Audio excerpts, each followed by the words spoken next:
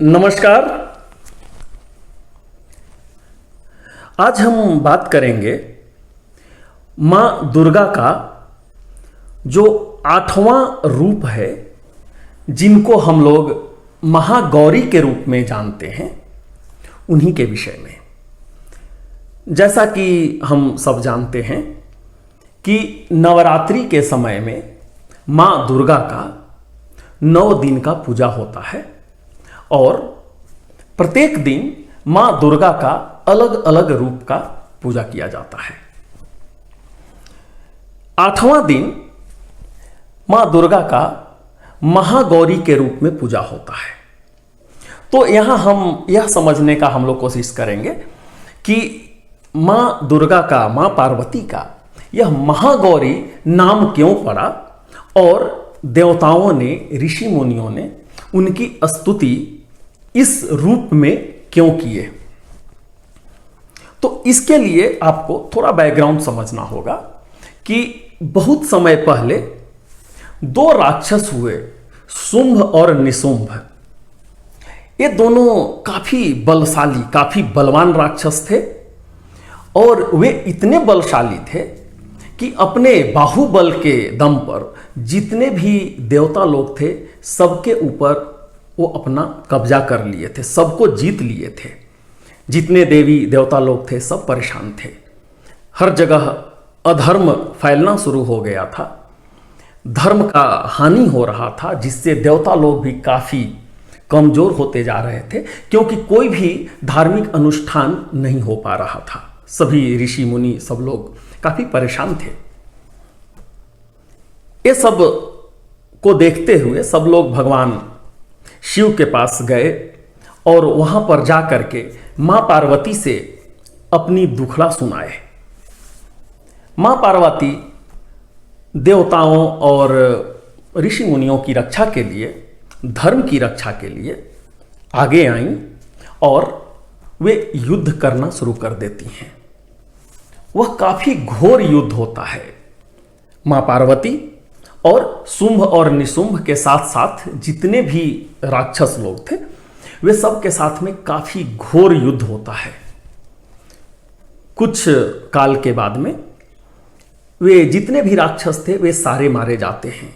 जो मां पार्वती हैं, मां दुर्गा हैं, वे सबका वध कर देती हैं। वध होने के बाद में मां जो पार्वती हैं काफी थकी हुई महसूस करती हैं और उनका जो चमक है वह फीका पड़ जाता है। इतने दिन युद्ध करने के बाद पूरा धूल धूसरित उनका शरीर हो जाता है। जब वे अपने घर आते हैं, कैलाश पर जब पहुंचते हैं, तो भगवान शंकर उनको एक मजाक करते हैं कि आपने तो अपना रूप ही खो दिया है, आप में वो चमक नहीं रहा अब। यह सुनकर के मां पार्वती को थोड़ा बुरा लगता है और वे तपस्या करती हैं भगवान ब्रह्मा के पास।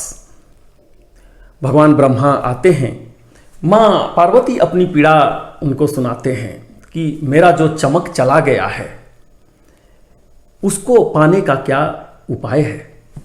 तो भगवान ब्रह्मा बोलते हैं कि आप कैलाश मानसरोवर में स्नान करके आप अपना चमक पा सकती हैं।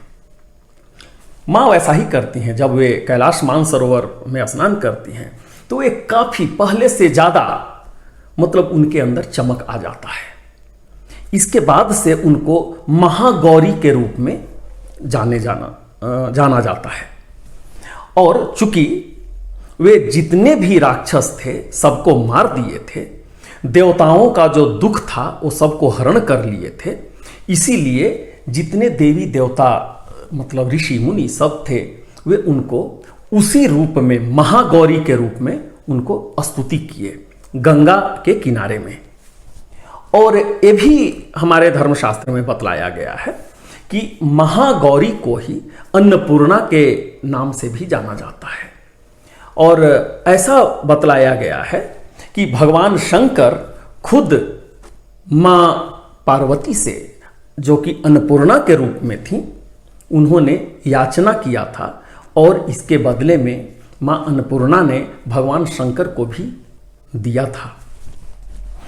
तो जैसा कि आप देखे हैं कि जितना भी मतलब युद्ध हुआ है, चाहे माँ दुर्गा ने किया है या भगवान विष्णु ने किया है, जितने भी राक्षसों का वध हुआ है, यह सब धर्म को स्थापित करने के लिए ही हुआ है।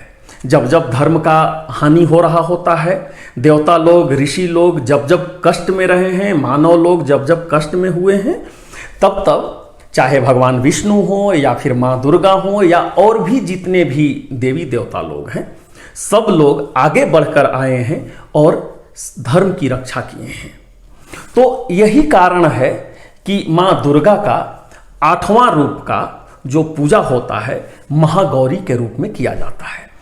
तो हम उम्मीद करते हैं कि यह मेरा विषय आपको पसंद आया होगा, और अगर आपके मन में किसी प्रकार का कोई प्रश्न है तो आप अपना प्रश्न हमारे कमेंट सेक्शन में लिखिए, हम उसका उत्तर देने का कोशिश करेंगे। हम ये भी चाहेंगे कि आप हमारे चैनल को सब्सक्राइब कर लीजिए, ताकि जब भी कोई नया विषय आए वह सर्वप्रथम आपके पास पहुंचे। तो बहुत ही जल्द हम आपके समीप नए विषय के साथ उपस्थित होंगे। तब तक के लिए हम आपसे विदा लेते हैं। बहुत बहुत धन्यवाद। नमस्कार।